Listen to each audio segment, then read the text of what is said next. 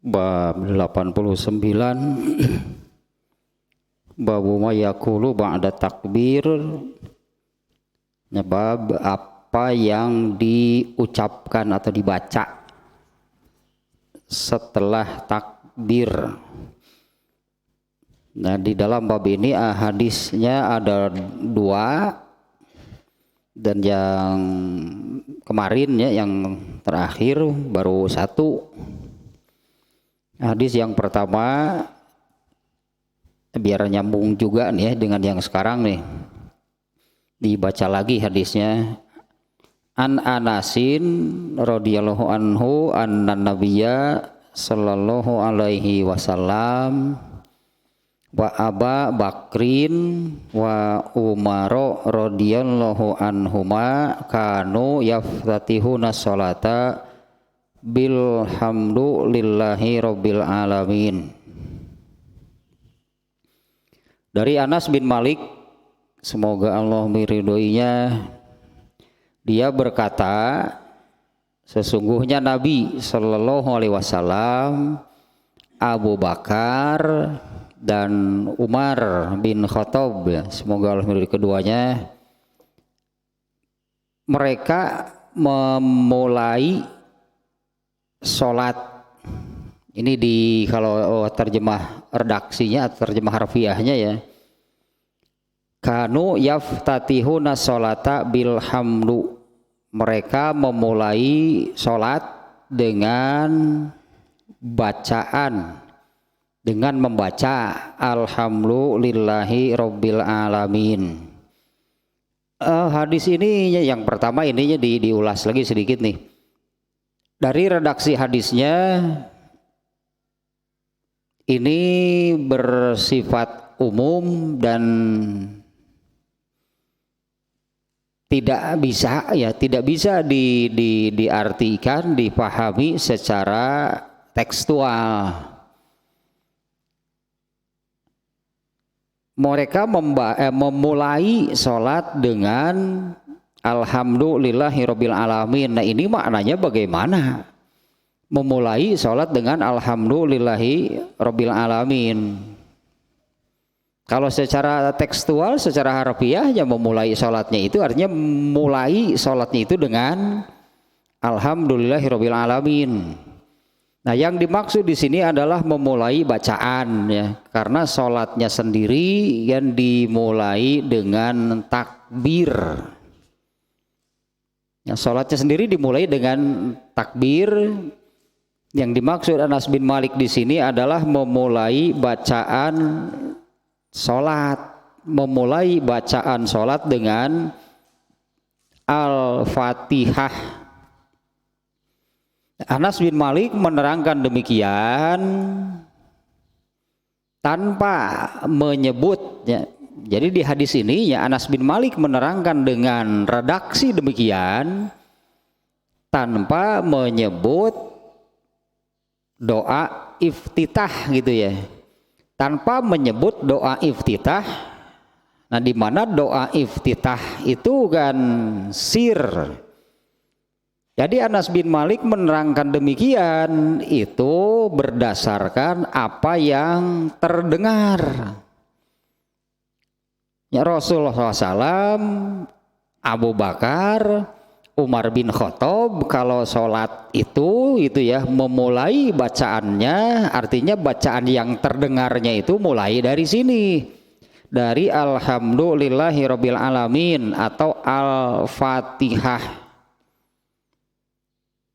Bukan tidak ada, tapi inilah yang diterangkan oleh Anas bin Malik berdasarkan apa yang terdengar.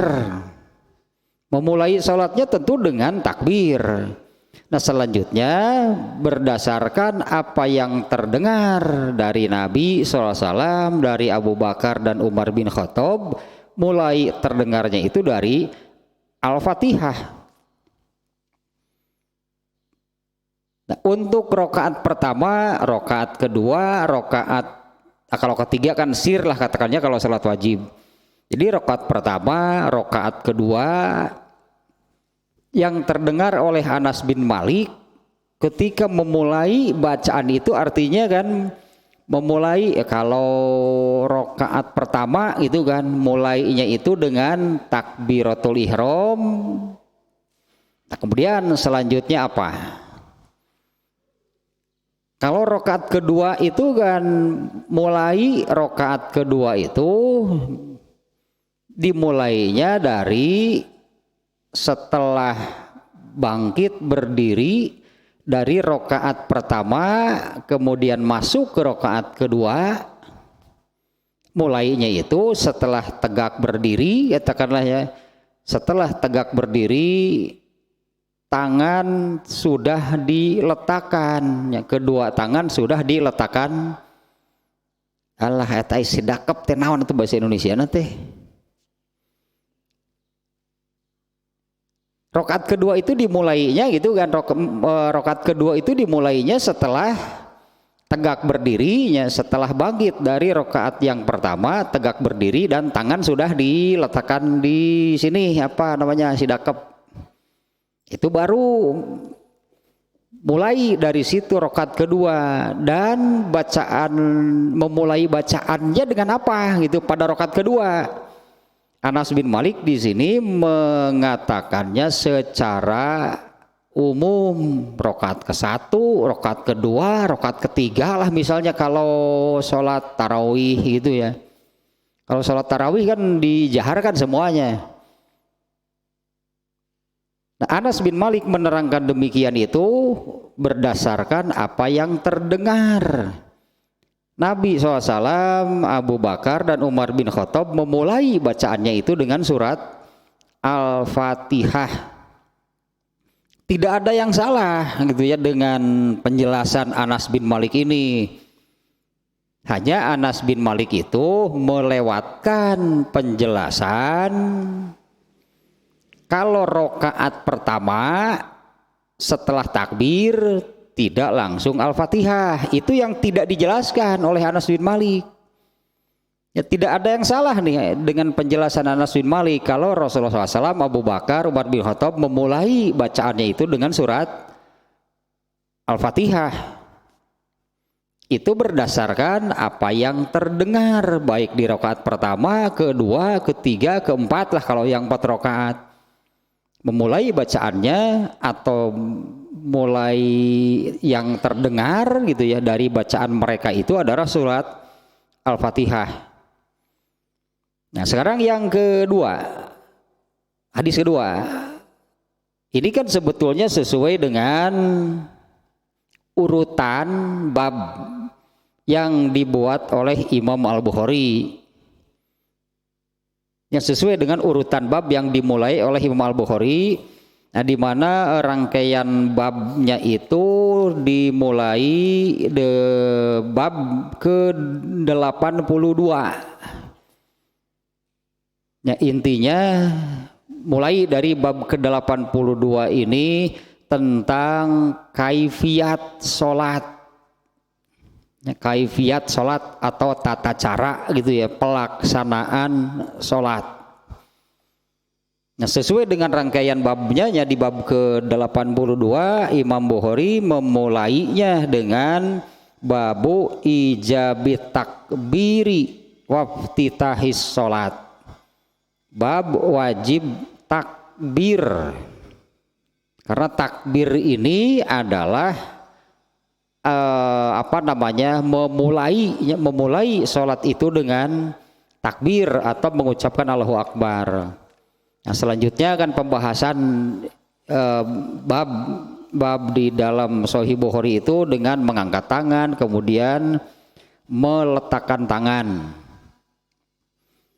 Nah, sesuai dengan urutannya, meskipun secara umum itu maksudnya babu mayakulu ba'da takbir, apa yang dibaca atau diucapkan setelah takbir. Sebetulnya ini khusus untuk takbir yang pertama gitu ya, sesuai dengan urutan pembahasannya. Tapi memang kalau dengan judul seperti ini kan tidak menutup pada rakaat kedua juga sama, apa yang dibaca setelah takbir. Kalau pada rakaat kedua kan takbirnya itu bukan takbiratul ihram, tapi takbir intikal disebutnya. Takbir ketika berubah posisi. Nah, karena setiap kali berubah posisi di dalam sholat ini sambil mengucapkan Allahu Akbar atau sambil takbir. Memang kena juga, masuk juga ke dalam pembahasan ini apa yang diucapkan setelah takbir. Kalau rakaat kedua berarti setelah takbiratul intikal apa sih yang dibaca? Ini hadis yang pertama yaitu surat Al-Fatihah. Ya meskipun sebetulnya ini spesifik ya, khusus yang dimaksud oleh Imam Bukhari ini apa yang dibaca sesuai dengan urutan bab pembahasannya. Yang dimaksud di sini adalah apa yang dibaca setelah takbiratul ihram. Ya, apa yang dibaca setelah takbiratul ihram. Nah, barusan itu hadis yang pertama ternyata itu kan bukan hanya takbir yang pertama. Takbir yang kedua juga seperti itu. Setelah yang dibaca setelah takbir itu adalah surat Al-Fatihah. Nah, hadis yang kedua sekarang nih. An Abi Hurairah radhiyallahu anhu qala kana Rasulullah sallallahu alaihi wasallam yaskutu bainat takbiri wa bainal qiraati iskatatan. Qala ahsibuhu qala hunayyatan. Fakultu bi abi wa ummi ya Rasulullah iskatuka baina takbiri wal qiraah ma taqulu qala aqulu Allahumma, ini doa iftitah nih, Allahumma ba'id baini wa baina khotoyaya kama ba'adta bainal masyriqi wal maghrib Allahumma naqqini minnal khotoya kama yunaqqas saubul abyadu minad danas Allahumma gsilni khotoyaya bil ma'i wassalji wal barod. Dari Abu Hurairah, semoga Allah meridhoinya, ia berkata, nah ini yang tadi tidak diterangkan oleh Anas bin Malik. Abu Hurairah mengatakan Rasulullah SAW itu diam, artinya tidak terdengar ada bacaan, ya tidak terdengar, bukan tidak terdengar ada bacaan, tidak terdengar membaca. Rasulullah SAW itu yaskutu diam baina takbiri wa bainal qiraati iskatatan, antara takbir dan bacaan iskatatan itu beberapa saat lah itunya. Rasulullah SAW diam antara takbir dan bacaan. Nah, beliau diam beberapa saat. Fakultu, kata Abu Hurairah, kemudian aku bertanya, bi abi wa ummi, demi bapak dan ibuku, wahai Rasulullah, iskatuka. Nah, justru ini yang ditanyakan oleh Abu Hurairah, iskatuka bainat takbiri wal qiraati ma taqulu, demi bapak dan ibuku, apanya diammu sasa tegenahnya, atau antara takbir gitu ya, antara takbir dan bacaan itu tidak terdengar apa-apa, apakah diam gitu atau ada membaca apa di sana, karena tidak ada yang terdengar. Ya, wahai Rasulullah, antara takbir dan bacaan yaitu Al-Fatihah, Nah, tidak ada yang terdengar. Abu Hurairah menanyakan, ma takulu, membaca apa di sana? Ya, membaca apa di sana? Artinya, nah yang kemudian kan Rasulullah menjawab nih. Beliau menjawab, aku membaca doa iftitah. Ternyata yang kemudian ini disebut dengan doa iftitahnya di sini di riwayat Bukhari ini doa iftitah ini yang disebutkan oleh beliau. Doa iftitahnya ada beberapa pilihan ya, doa iftitah ada beberapa dan itu pilihan silahkan bebas. Nah, yang diriwayatkan di hadis ini Rasulullah SAW menjawab, aku membaca doa iftitah yang ini. Allahumma ba'id baini wa baina khotoyaya. Ya Allah, jauhkanlah antara aku dan kesalahanku kama ba'adta bainal masyriqi wal maghrib, sebagaimana engkau telah menjauhkan antara timur dan barat. Allahumma naqqini minal khotoya, ya Allah bersihkanlah aku dari semua kesalahan. Kama yunaqqas saubul abyadu minad danas, sebagaimana dibersihkannya kain putih dari kotoran-kotoran. Kemudian ada 3 poinnya isinya. Kemudian satu lagi, ya Allah bersihkanlah atau cucilah semua kesalahanku dengan air, salju dan es. Ya, bil ma'i air, salju, bil ma'i wasalji, salji itu bahasa Arab, salju. Kemudian wal barod itu air dingin, itulah es atau air dinginnya. Nah, ini nih jawaban Rasulullah SAW. Abu Hurairah bertanya, Rasulullah engkau terdiam, engkau diam antara takbir dan bacaan al-qiraah atau Al-Fatihahnya. Di dalam hadis sebelumnya kan, di dalam hadis nomor 1 kan Anas bin Malik mengatakan Rasulullah SAW, Abu Bakar, Umar bin Khattab, mereka memulai bacaannya itu dengan Al-Fatihah. Dan sekali lagi tidak ada yang salah nih dengan keterangan Anas bin Malik. Anas bin Malik menerangkan berdasarkan apa yang terdengar. Yang terdengar oleh Anas bin Malik takbir, ya karena kan memulai sholat dengan takbir. Nah, setelah itu yang terdengar apa? Al-Fatihah. Hanya itu Anas bin Malik menerangkan demikian itu, dia melewatkan itu keterangan tentang ada bacaan antara takbir dan Al-Fatihah tersebut. Nah, di hadis yang kedua sekarang di penjelasan tentang hal tersebut. Abu Hurairah artinya bukan Anas tidak memperhatikan, tapi Anas itu menerangkannya demikian. Alah ya perbandingannya. Jadi kalau kadang-kadang gitu ya. Kadang-kadang atau cukup banyak sebetulnya. Kadang-kadang atau cukup banyak masalah yang di hadis A misalnya, di hadis A ini penjelasannya sampai di mana ternyata itu belum tuntas, belum selesai, ada yang terlewatkan. Ini seperti ini sekarang contohnya.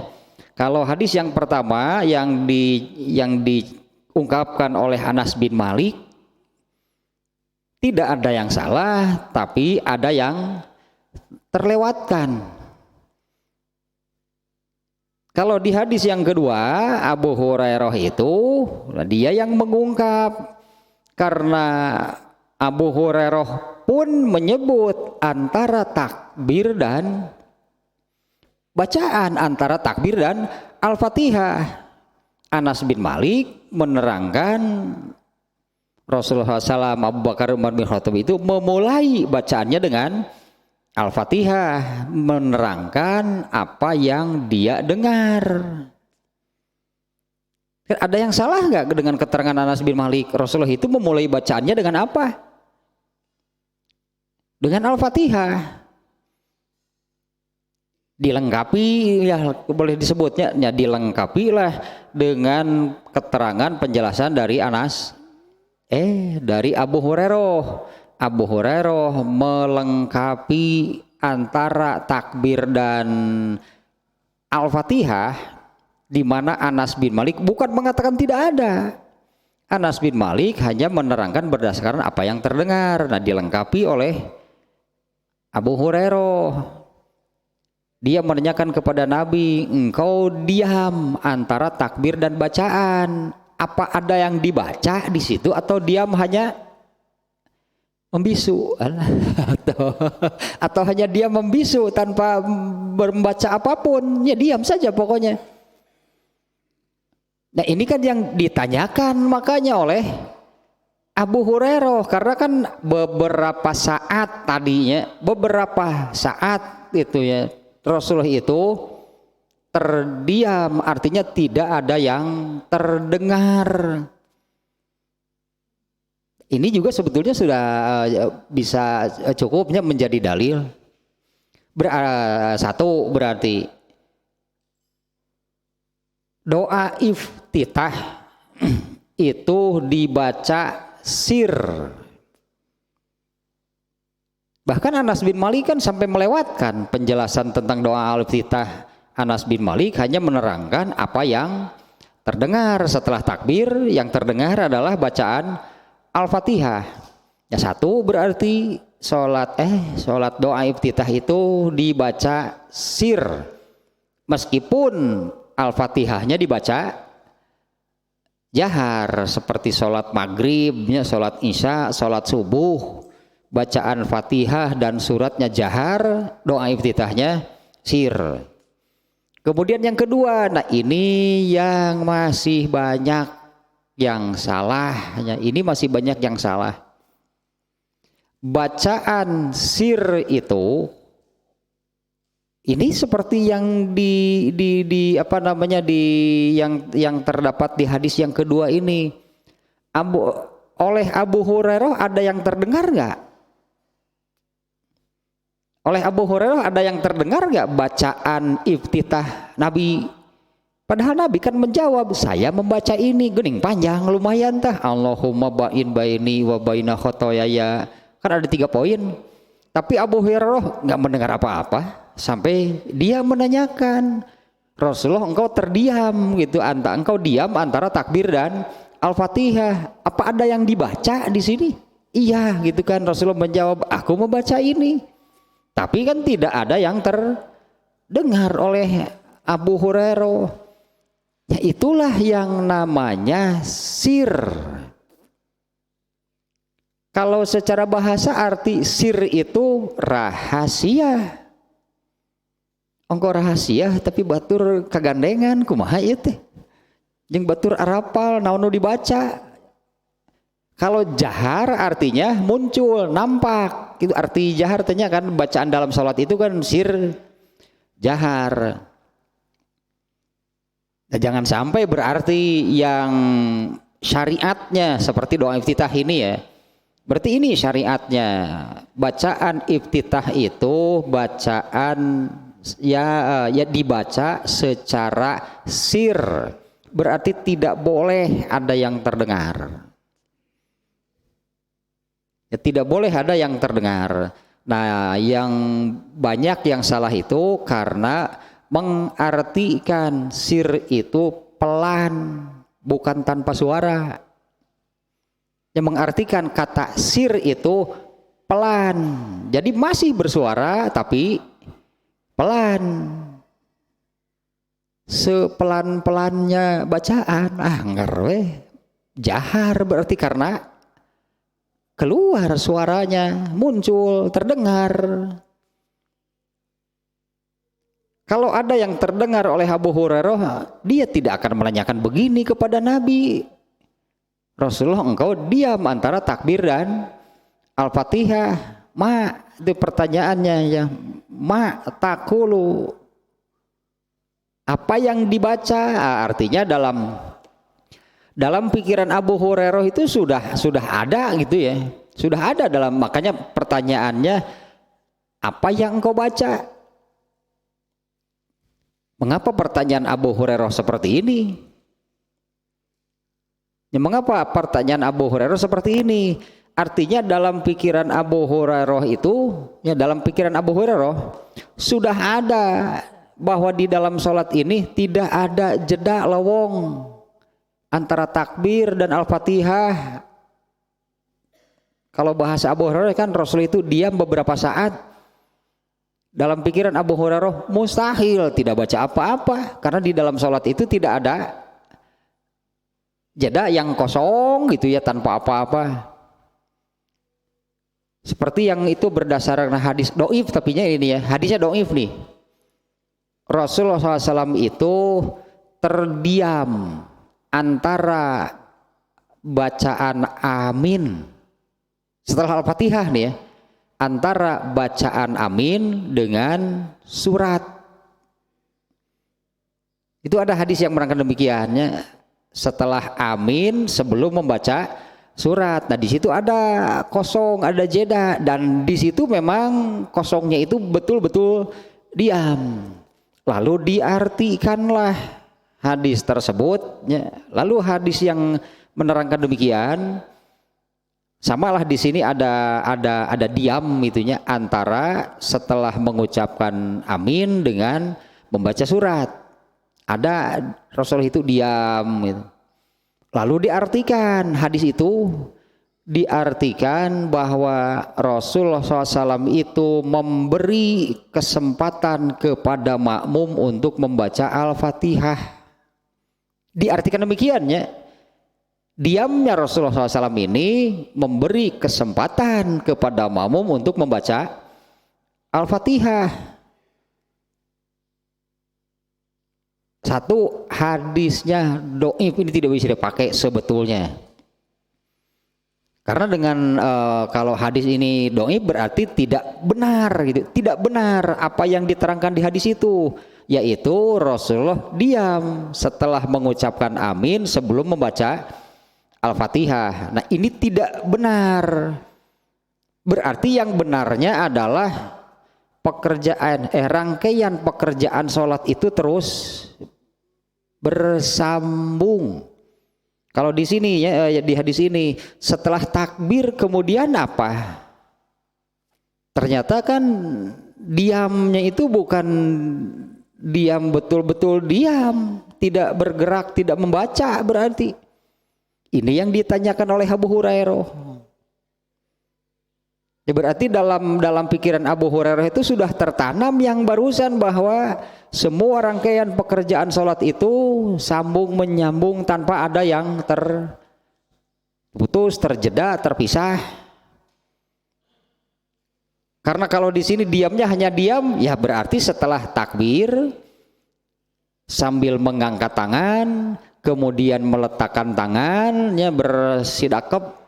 Nah setelah itu kemudian diam, teuing diamna tengah hulang, teuing ngalamun ataupun gitu mah. Kalau diam tanpa melakukan, tanpa membaca apapun, apa Rasulullah itu melamun apa?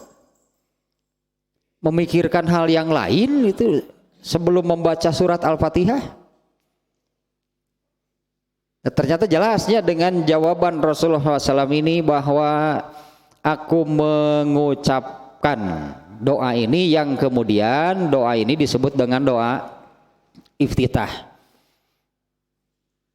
Jadi dua hadis ini, yang pertama Anas bin Malik, ya tidak salah pada keterangan Anas bin Malik, dilengkapi oleh hadis yang diriwayatkan melalui Abu Hurairah ini. Nah hal-hal yang seperti ini banyak ya, seperti itu hadis yang tentang menggerakkan telunjuk pada waktu duduk tahiyat. Yang menggerakkan telunjuk pada waktu duduk tahiyat, kurang lebih nah hadisnya seperti ini. Artinya tidak bisa hanya berdasarkan satu hadis. Kalau hanya berdasarkan satu hadis, nomor satu saja misalnya nih di bab sekarang, berarti iftitah tidak ada. Setelah takbir kemudian apa? Al-Fatihah, itu kan berdasarkan hadis yang pertama. Nah padahal kan kalau setelah membaca hadis yang kedua, Setelah takbir itu Rasulullah tidak langsung membaca Al-Fatihah, tapi diam beberapa saat. Oleh Abu Hurairah ditanyakan, ya diamnya ini apa? Apa ada yang dibaca di situ? Membaca apa? Ya, membaca doa yang ini. Nah, kalau masalah ini ya, menggerakkan telunjuk nih. Ada yang seperti ini. Hadisnya riwayat Muslim, ini sekilas saja nih ya, untuk ini sebagai perbandingan itu, bahwa tidak bisa hanya berdasarkan hadis itu saja. Hadisnya riwayat Muslim, yang menerangkannya Ibnu Umar nih. Ibnu Umar menerangkan Rasulullah SAW itu ketika duduk tahiyat mengepalkan tangannya, kemudian berisyarat dengan telunjuknya. Titik, sampai di situ kata-kata dari Ibnu Umar. Rasulullah SAW itu mengepalkan jari-jarinya, kemudian berisyarat dengan telunjuknya, gitulahnya. Nah, Ibnu Umar menerangkannya sampai di situ. Bagaimana pelaksanaan, katakanlah, bagaimana pelaksanaannya, bagaimana mengamalkan penjelasan dari Ibnu Umar tadi, mengepalkan jari-jarinya, kemudian berisyarat dengan telunjuknya. Sementara di dalam hadis riwayat Ahmad, Wa'il bin Hujrin mengatakan samanya, mengepalkan jari-jarinya, kemudian berisyarat dengan telunjuknya, wa ra'aituhu yuharrikuha, dan aku melihat Nabi menggerak-gerakkan telunjuknya, yad'u biha, menggerak-gerakkan telunjuknya itu berbarengan, bersamaan dengan bacaan tahiyat.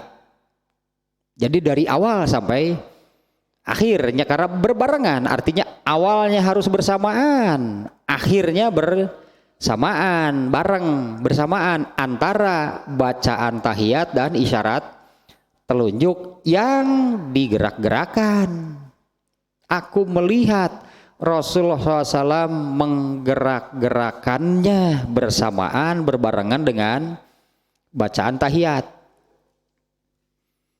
Kurang lebih sama nih antara hadis Anas bin Malik dengan Abu Hurairah pada bab ini dengan hadis barusan. Ada yang salah gak dengan penjelasan Ibnu Umar? Pada waktu duduk tahiyat, Rasulullah itu menggenggamkan jari-jarinya, kemudian berisyarat dengan telunjuknya, benar gak? Hanya belum, atau di situ ada yang terlewatkan. Seperti Anas bin Malik di sini menerangkan setelah takbirnya, kemudian Rasulullah SAW, Abu Bakar dan Umar itu memulai bacaan dengan Al-Fatihah. Nggak ada yang salah dengan penjelasan Anas bin Malik, hanya ada yang terlewatkan atau penjelasannya belum lengkap. Gitu ya, penjelasannya belum lengkap. Nah, dari penjelasan yang belum lengkap ini bisa nggak diambil kesimpulan? Ya, dari penjelasan yang belum lengkap ini bisa diambil kesimpulan nggak? Prematur sebutnya tekannya, terlalu prematur kalau sudah menetapkan sesuatu dari data yang belum lengkap. Ya kan terlalu awalnya, terlalu dini disebutnya kalau sudah menyimpulkan dari suatu data yang belum lengkap. Nah, ternyata hadis Ibnu Umar yang barusan, Rasulullah itu mengepalkan jari-jarinya, kemudian berisyarat dengan telunjuknya. Itu kata-kata Ibnu Umar.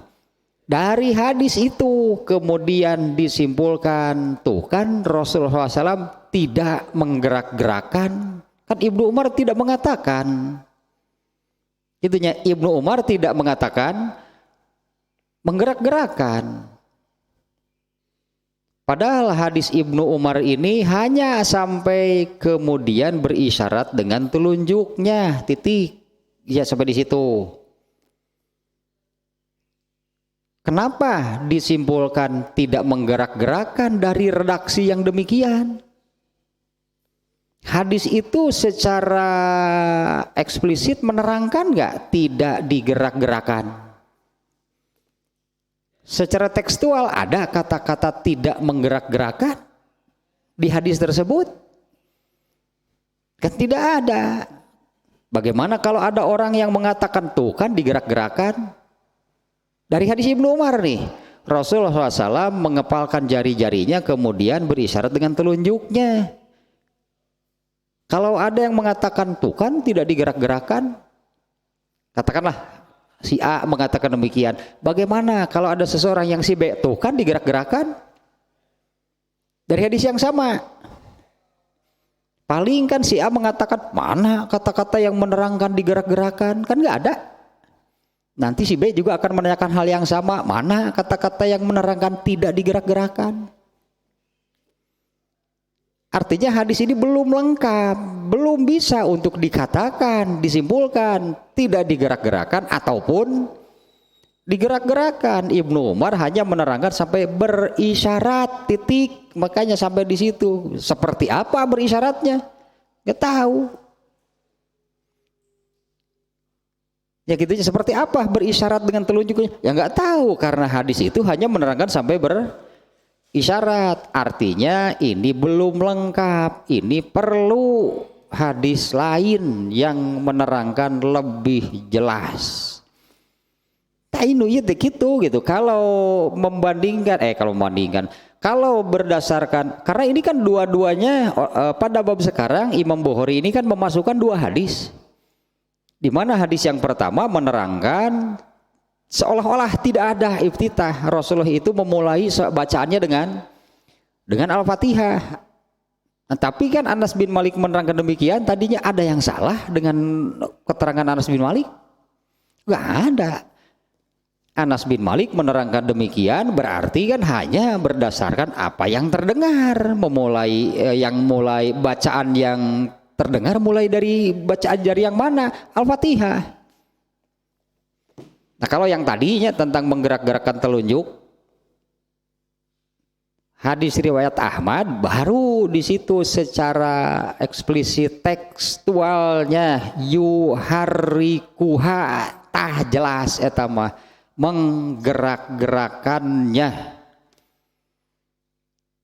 Jadi melengkapi, artinya hadis riwayat Ahmad ini melengkapi, menutupi kekurangan, karena ada yang kurang. Berarti pada hadis riwayat Muslim keterangan Ibnu Umar tentang isyarat telunjuk waktu tahiyat itu masih ada yang kurang, karena keterangannya hanya sampai berisyarat, belum lengkap. Tapi pada hadis riwayat Ahmad, sahabat lain tapi ini nih yang menerangkannya, Wa'il bin Hujrin, aku melihat Rasulullah SAW menggerak-gerakannya. Nah ini menambah keterangan, melengkapi itulahnya keterangan yang disampaikan oleh Ibnu Umar. Keterangan Ibnu Umar belum lengkap. Kemudian satu lagi ada hadis riwayat Ahmad juga, riwayat Abu Dawud, di mana pada hadis yang ketiga sebutnya, pada hadis yang ketiga ini kata-kata hadisnya juga eksplisit tidak menggerak-gerakan. Jadi sebetulnya tentang isyarat waktu tahiyat itu ada dua hadis yang sama-sama jelas lafadznya. Yang satu menerangkan menggerak-gerakan, yang satu lagi menerangkan dengan kata-kata la yuharrikuha tidak menggerak-gerakan. Kalau hadis Ibnu Umar susah kita mengambil kesimpulan dari hadis Ibnu Umar, karena hadis Ibnu Umar hanya sampai mengepalkan jari-jarinya kemudian berisyarat dengan telunjuknya. Nah berisyarat dengan telunjuknya seperti apa caranya, kaifiatnya, pelaksanaannya, nggak akan bisa dilaksanakan hadis Ibnu Umar. Tapi kemudian ada yang menyimpulkan, tuh kan Ibnu Umar tidak menerangkan menggerak-gerakan. Jadi dari hadis itu disimpulkanlah isyarat waktu tahiyat itu tidak digerak-gerakan berdasarkan hadis Muslim. Kata-kata dari Ibnu Umar berisyarat dengan telunjuknya, padahal tidak digerak-gerakan itu kesimpulan pembaca, etama bukan redaksinya menerangkan tidak digerakkan. Makanya kalau ada dua orang misalnya, ada dua orang yang membaca hadis Ibnu Umar nih ya, kemudian berisyarat dengan telunjuknya. Kalau ada dua orang yang membaca, si A mengatakan tuh kan tidak digerak-gerakan, nanti ada si B yang mengatakan tuh kan digerak-gerakan. Paling ya disebut teh mengerutkan dahi. Yang mengatakan tidak digerak-gerakan akan menanyakan kepada yang mengatakan menggerak-gerakan, mana keterangannya digerak-gerakan.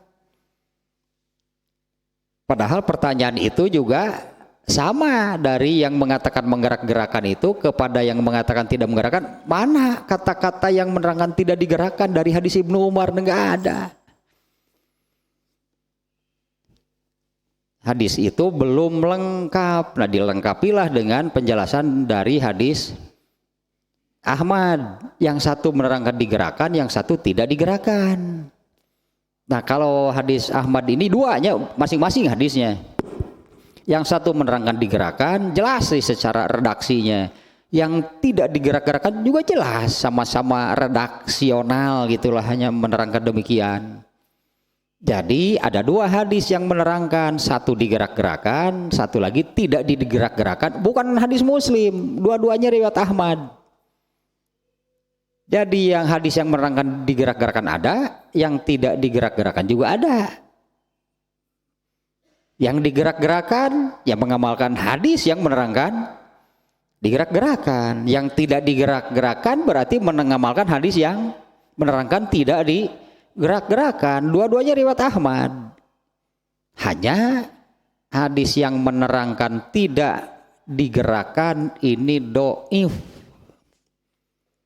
Berarti kalau tidak menggerak-gerakkan telunjuk waktu tahiyat bukan mengamalkan hadis Muslim, tapi mengamalkan hadis Ahmad, riwayat Ahmad yang dhaif. Tak berarti ngamalkan hadis nu dhaif eta teh.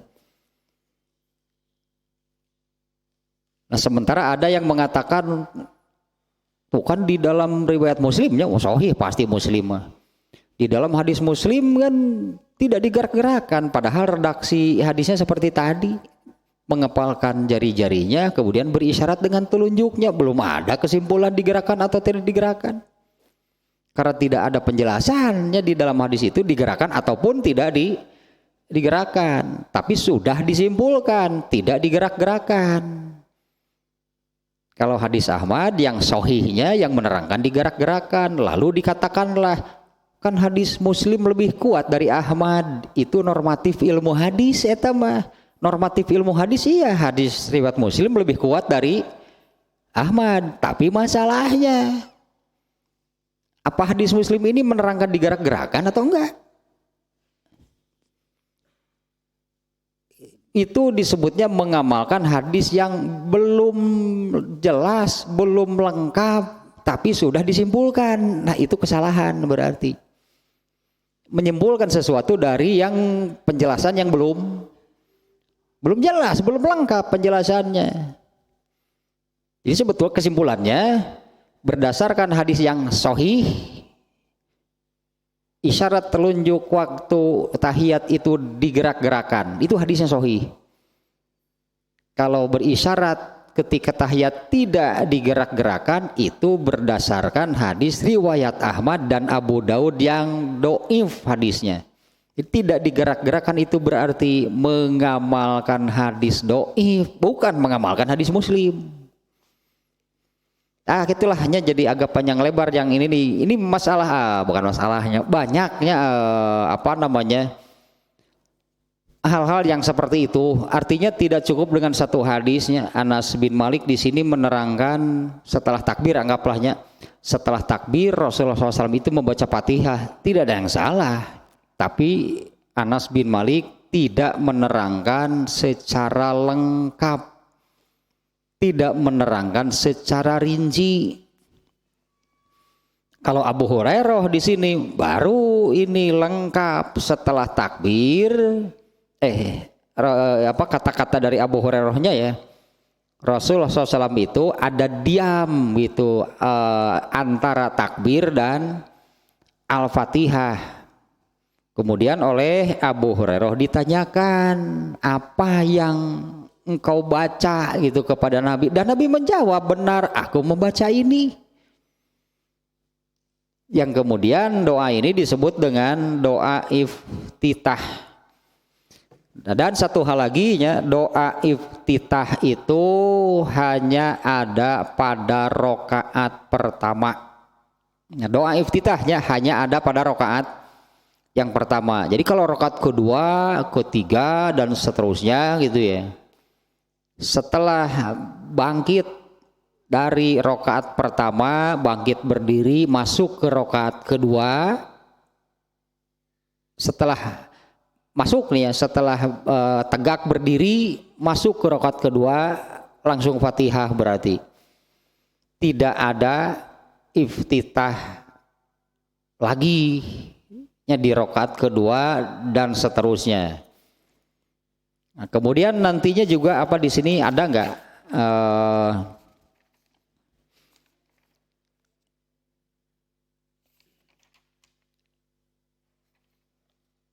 tentang ini ta'uz. Ini Imam Bukhari tidak membahas ini kelihatannya di sini ya. Karena setelah bab ini nanti Imam Bukhari itu bab berikutnya adalah bab.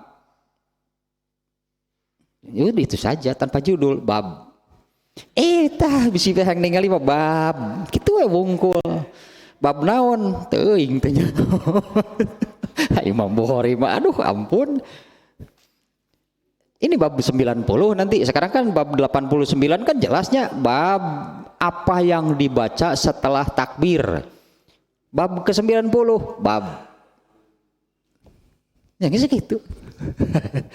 Bab 91-nya babu rob'il basori ilal imam fis sholat. Bab makmum mengarahkan pandangannya atau melihat imam di dalam sholat. Itunya judulnya. Artinya ini juga secara umum nantinya. Secara umum kemana pandangan ini diarahkan, kemana pandangan ini ditujukan. Ternyata beda-bedanya, ketika berdiri kemana, ketika ruku kemana, ketika duduk kemana, beda-beda. Yang jelas tidak boleh jelalatan. Nggak boleh jelalatan sedang sholat, matanya kalaupun tidak menoleh lah gitu, tapi lirik sana lirik sini nggak boleh. Harus kemana pandangan itu ditujukan, semuanya ada. Ya tidak boleh lah jelalatan, meskipun aya nu ganggu tahan lah pokoknya mah. Eta nu ganggu teh nu ieu nu perpecahan dina suku teh. Ketinggali nu hareupeun teh romehun kabeh, aduh kun ditinggalian hiji-hiji nu balik suku cenah. Coba kumaha ieu teh? Apa tidak ada kedamaian antar suku ini, bagaimana? Nafika terjadi perpecahan. Ini bahkan ini dibahas gitu. Nah, bagaimana kalau seorang makmum itu melihat, artinya mengarahkan pandangannya ke imam, melihat imam, boleh nggak? Nah, sebetulnya setelah ini ya, setelah doa iftitah. Jadi bab ini kan doa iftitah hanya apa yang dibaca setelah takbir, atau dengan judul lain mah doa iftitah, ini judulnya. Iftitah itu artinya muqaddimah, prakata. Iyanya berarti doa iftitah gitu tah, prakata muqaddimah, pembukaan sebelum apa? Sebelum memulai bacaan. Karena bacaan itu kan dialog. Bacaan di dalam sholat itu adalah isi dialog, isi obrolan antara orang yang sholat dengan Allah. Nah sebelum memulai dialognya, tadi ini dulu ada prolog gitulah. Ini prolog prakata muqaddimah sebelum berbicara dengan Allah. Nah ternyata prolognya itu tadi ada beberapa pilihan. Kalau ini murni semuanya doa, ada juga yang murni semuanya pujian. Itu yang subhanakallahumma wa bihamdika wa tabarakasmuka wa ta'ala jadduka wala ilaha. Itu pujian semuanya, enggak ada doa di situ. Doa dalam arti permohonan, permintaan, memohon meminta apa gitu, enggak ada. Itu pujian semuanya untuk Allah. Kalau yang ini itunya ini perlu dibahas juga, ini isi makna doa-doanya ya, artinya sebelum memulai dialog dengan Allah. Nah, dialog dengan Allahnya sendiri berarti itu dimulai dari Al-Fatihah. Karena Al-Fatihah di dalam sholat itunya kemarin-kemarin juga dijelaskan. Surat Al-Fatihah ketika dibaca di dalam sholat itu jadi obrolan. Bukan sekedar bacaan surat salah satunya, bukan sekedar membaca salah satu surat dari Al-Quran. Al-Fatihah itu yang apabila dibaca di dalam sholat ini jadi obrolan. Nah Allah menyebutnya, aku membagi surat Al-Fatihah ini menjadi dua bagian, setengah bagianku, setengah bagian hambaku. Ini kata-kata ininya dari hadis yang menerangkan demikiannya, wali abdi masa'ala, dan yang menjadi bagian hambaku itu adalah apa yang dia minta. Yang diminta di dalam Al-Fatihah itu adalah ihdinas siratal mustaqim. Artinya itu jadi doa, bukan bacaan ayat. Tapi khusus untuk Al-Fatihah ya. Adapun membaca surat yang lain setelah Al-Fatihah, kalau yang isinya doa itu tidak jadi doa, itu baca Quran saja. Nah sebelum Al-Fatihah, meskipun ya membaca Al-Fatihah di dalam sholat itu tidak sekedar membaca salah satu surat Al-Quran, berarti kan jadi gitunya sebutannya. Tapi jadi benar-benar jadi dialog.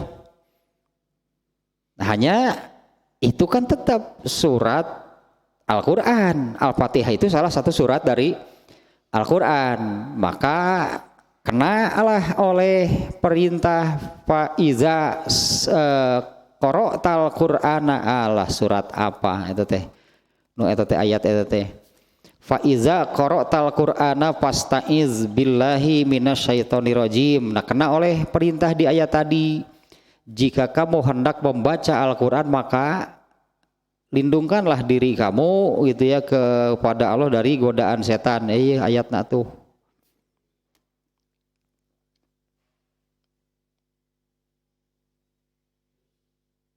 An-Nahl 98. Surat An-Nahl surat ke-16 ayat 98. Fa iza qara'tal Qur'ana fasta'iz billahi minasyaitonir rajim. Nah, jika kamu hendak membaca Al-Qur'an maka lindungkanlah diri kamu dari kepada Allah dari setan yang terkutuk.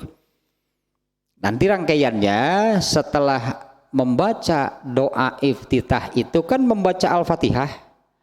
Nah sebelum Al-Fatihah amalkan dulu perintah di surat An-Nahl tadi, yaitu ta'uz terlebih dahulu sebelum membaca Al-Fatihah. Ta'uz. Nah, ta'uz ini pun juganya seperti doa iftitah, hanya ada pada rokaat pertama. Kalau rokaat kedua tadi bangkit dari rokaat pertama langsung Fatihah tanpa iftitah lagi, tanpa ta'uz. Ta'uznya hanya ada di rokaat pertama gitu ya, sebelum membaca Al-Fatihah. Jadi setelah doa iftitah, sebelum membaca Al-Fatihah ta'uz terlebih dahulu. Hanya di sini di Bukhari tidak ada itunya pembahasan tersebut. Tadi langsung ke pembahasan, bahkan ada nih babu rob'il basori ilas samai fi sholat.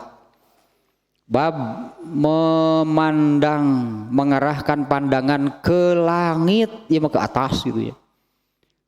Mengarahkan pandangan ke atas atau ke langit di dalam sholat. Ada pembahasannya nanti bab 92. Kemudian 93 bab menoleh di dalam sholat. Nah, hanya di sini tidak ada pembahasan tentang ta'uznya. Tapi di dalam sholat pun kena oleh perintah apabila hendak membaca Al-Quran maka ta'uz lah gitu intinya, maka ta'uz, lindungkanlah kepada Allah dari godaan setan yang terkutuk. Jadi rangkaiannya nanti setelah doa iftitah itu ta'uz. Ta'uz ini memenuhi perintah ayat tadi sebelum membaca Al-Fatihah. Meskipun Al-Fatihahnya bukan sekedar membaca surat Al-Fatihah, tapi Al-Fatihah di situ benar-benar jadi dialog. Ketika membaca Alhamdulillah itu betul-betul memuji. Ketika membaca Ar-Rahmanir-Rahim itu betul-betul memuji. Ketika membaca Maliki Yaumiddin itu betul-betul memuji Allah. Itu yang menjadi bagian Allah gitunya, yaitu hambaku memujiku. Yang menjadi bagian hambanya itu adalah ihdinas siratal mustaqim. Itu yang dia minta kepadaku, katakanlahnya Allah mengatakan itu yang dia minta kepadaku, yaitu minta ditunjukkan ke as-siratal mustaqim. Nah, kembali ke hadis ini nih. Ini hadis yang keduanya, jadi jelas sekarang nih ya. Jelas nih dengan hadis yang nomor 2 ini. Abu Hurairah pun kan menanyakannya demikian, antara takbir dan kiroah engkau diam, ma takulu, apa yang engkau baca? Kemudian Rasulullah menjawab, aku membaca Allahumma ba'in baini dan selanjutnya lah. Kalau menurut hadis Anas bin Malik belum jelas.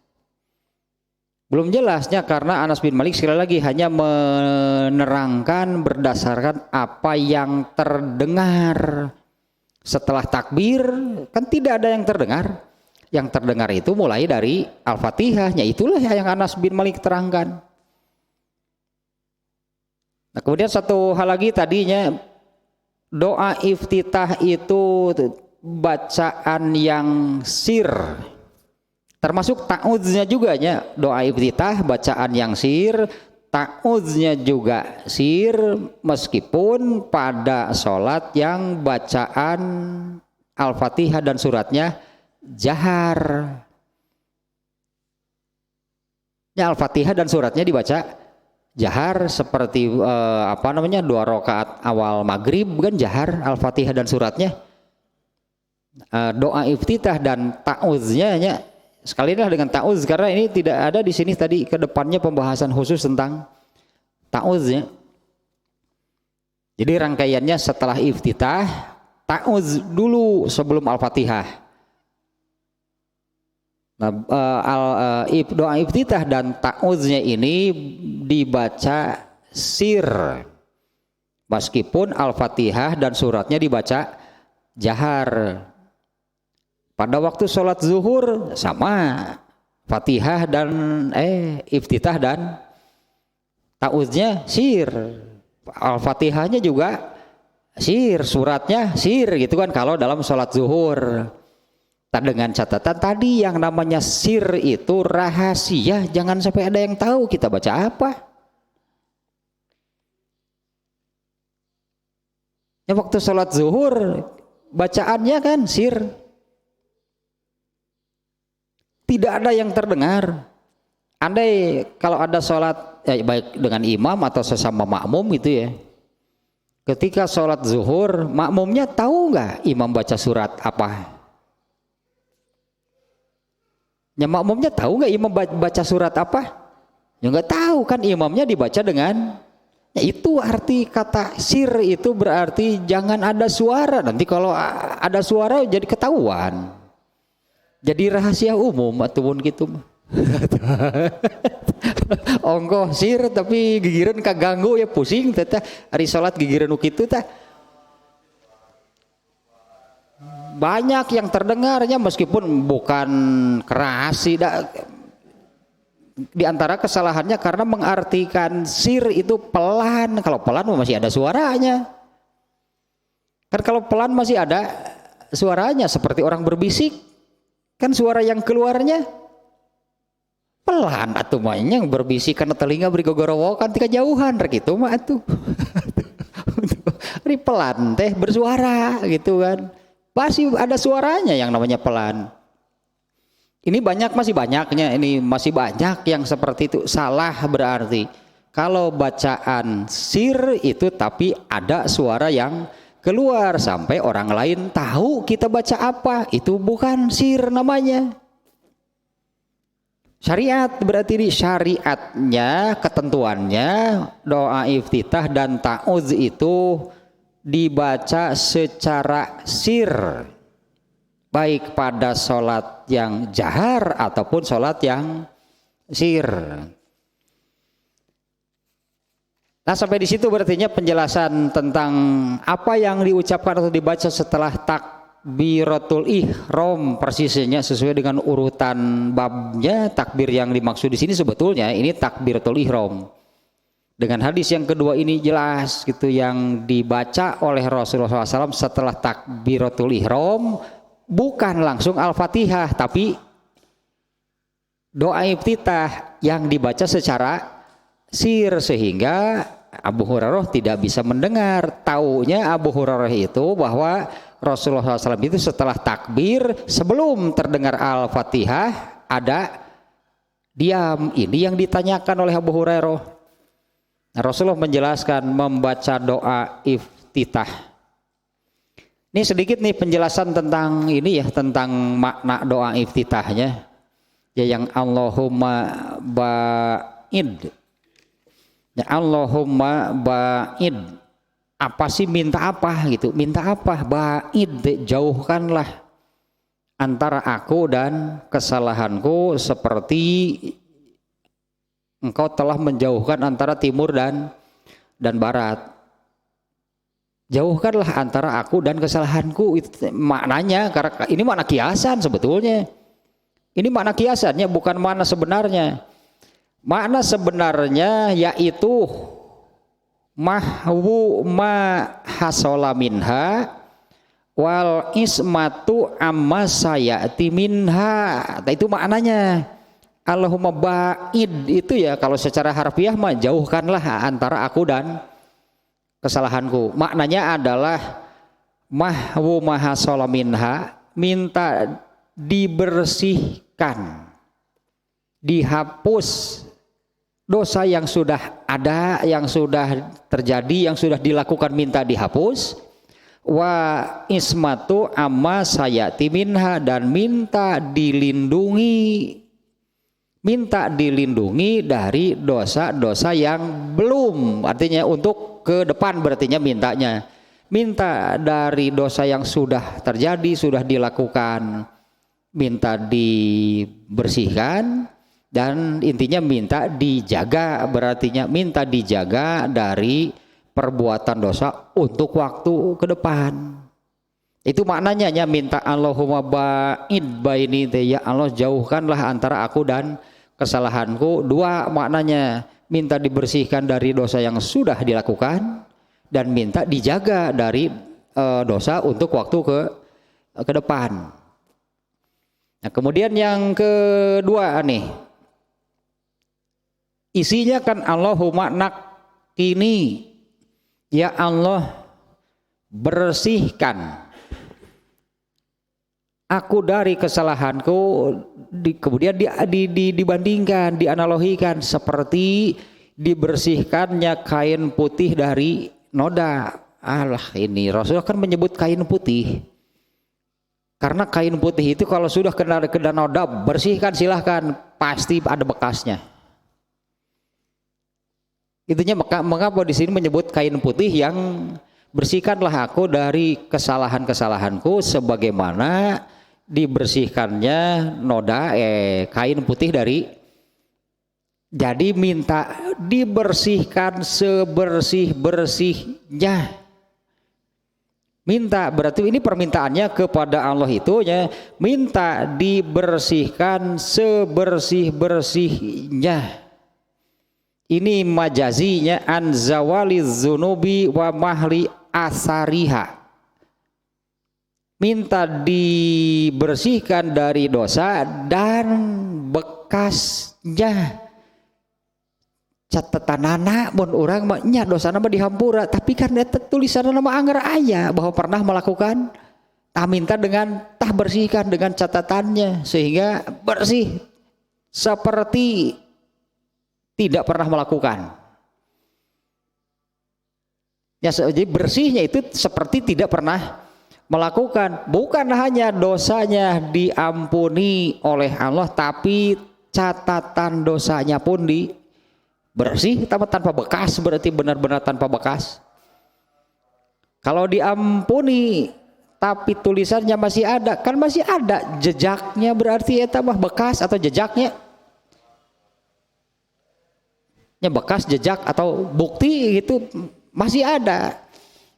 Tetap maksudnya minta Allahumma nakini min khotoyaya kama yunaqqas saubal abyadu minad danas. Itu yang kita minta kepada Allah, bersihkan sebersih-bersihnya, bahkan dengan apa namanya ya kalau untuk dosa mah dengan catatannya sekaligus. Jadi jejak lah gitunya, rekam jejak amal yang berupa dosa itu juga dihapus, jadi seperti tidak pernah melakukan. Berhak, dan itu kan diajarkan oleh Nabi, minta kepada Allah masuk Nabi kaki itu tong kagok. Jadi bukan hanya diampuni, minta diampuni dosa, tapi minta juga dengan rekam jejak perbuatan dosanya itu juga dihapus, dibersihkan sehingga seperti tidak pernah melakukan sama sekali. Bersih pisan gitu. Tanya mana Allahumma nakini dibandingkan dengan kama yunaqqas saubul abyadu minad danas. Yang terakhir ini ketiga-tiganya kan permintaan tentang dihapus dan dibersihkan. Intinya Allahumma ba'id baini, Allahumma nakini, Allahumma gsilni. Intinya sama, ini semuanya minta diampuni dan dihapus, dihilangkan gitunya rekam jejak perbuatan dosanya. Nah kalau Allahumma gsilni, ya Allah bersihkanlah aku, cucilah aku. Cak Allah teh asok dia atau yang dicuci mah gampang, keuman heula digilas tuluy dikelabkeun. Di mana? Di neraka. Aduh, dikelabkeun teh terus dipoekeun di pamoean. Yang ini juga sama intinya ya, intinya sama gitu. Ketiga permintaan ini minta diampuni hingga catatan atau rekam jejak perbuatan dosanya itu juga dihilangkan, dihapus sehingga seperti tidak pernah melakukan sama sekali. Nah, adapun ungkapan bil ma'i wasalji wal barod, ini ada yang maknai wasalji wal barod mah salju dan es. Apaan eta cai keneh atuh eta mah. Bil ma'i dengan air, dengan salju, dengan ini hanya penekanan, ini taukid lah sebutnya, hanya penekanan. Atau juga kalau dibersihkan sampai 3 kali dengan ya yang satu disebut air, yang kedua salju, yang ketiga al-barod itu air dingin. Artinya untuk tujuan benar-benar bersih sampai 3 kali dicucinya itu dengan air, kemudian dengan salju dan dengan al-barod itu air es gitu atau air dingin ya. Ya maknanya tetap saja minta dijauhkan juga minta dibersihkan. Allahumma nakini juga minta dibersihkan. Jadi 3 nih berulang-ulang, maknanya sama tapi diulang 3 kali dengan ungkapan yang berbeda. Yang satu dengan kata ba'id baini, yang kedua nakini min khotoya, yang ketiganya Allahumma gsilni min khotoya. Ini sama sebetulnya maknanya.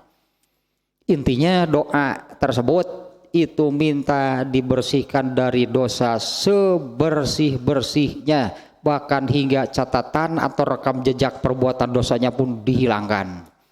Tak eta muqaddimah sebelum ngobrol dengan Allah teh.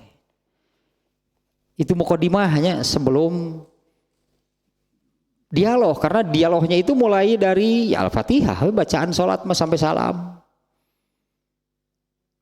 Hari ngadoa gitu kudu kumaha atuh pan ngadoa teh kudu beramal teh ya. Ini mintanya seperti itu, terus kita harus bagaimana?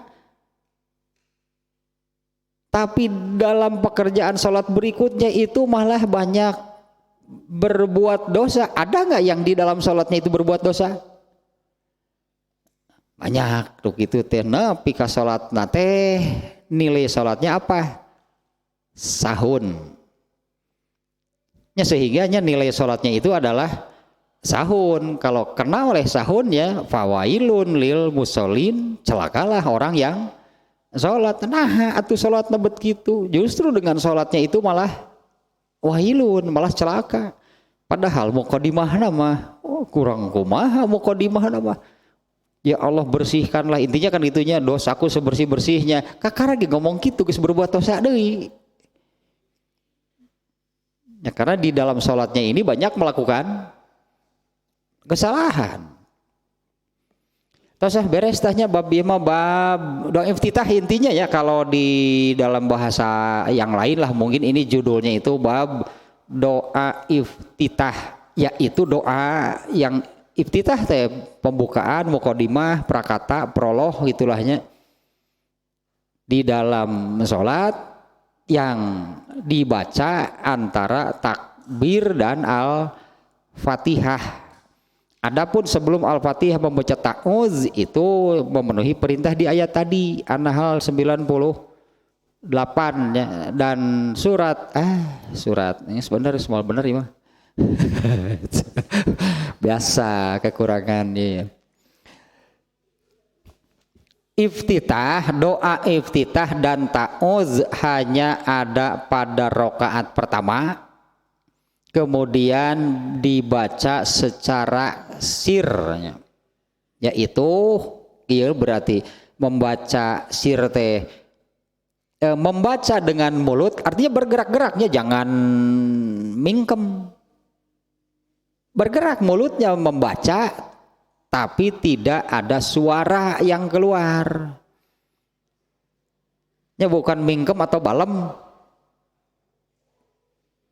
Mulutnya bergerak membaca tapi tanpa suara. Kalau yang jahar ya membaca kan dengan mulutnya bergerak kan, bergerak-gerak itu mulutnya membaca dengan suara, itu artinya ada suara yang keluar, itu jahar namanya. Mau keras mau pelan, kalau ada suaranya jahar berarti.